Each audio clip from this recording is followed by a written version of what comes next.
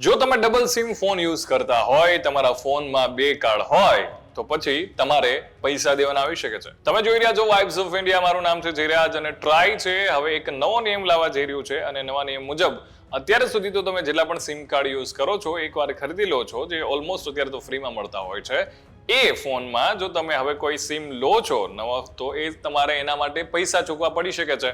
અને એટલા માટે કારણ કે ઘણા બધા લોકો બે ફોન યુઝ કરતા હોય, તો એક એટલો બધો ડીએક્ટિવેટ હોય અને એક ફોન છે એક્ટિવ હોય.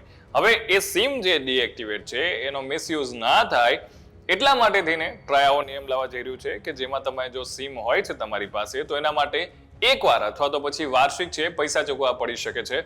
એવી અત્યારે તૈયારીઓ ચાલી રહી છે. જો તમારી પાસે સિંગલ સિમ વાળો ફોન છે તો મે બી પોસિબલ કે એમાં પણ નિયમો બદલાઈ શકે છે અને એને લઈને પણ જે નવા નિયમ આવી શકે, ટ્રાય એવું નક્કી કરી રહી છે કે જે ઓપરેટર છે એમની પાસેથી પૈસા લેશે, પણ ઇન ધી એન્ડ ઓપરેટર જે છે એ આપણા ખીચામાંથી પૈસા દેવાના છે. એટલે આપણા ઉપર એ સિમ લેવાનું જે ચાર્જીસ છે એ વધી જશે, ભારણ વધી જશે. અત્યાર સુધી તો આપણે ફ્રીમાં લેવા માટે અને વાપરવા માટે ટેવાયેલા હતા, પણ ફરીથી અચાનક હવે આવી રીતે તમે જો સિમ કાર્ડ લેશો તો તમારે ચોક્કસથી એક અમાઉન્ટ છે યરલી બેઝિસ અથવા તો પછી એકવાર ફિક્સ દેવી પડશે.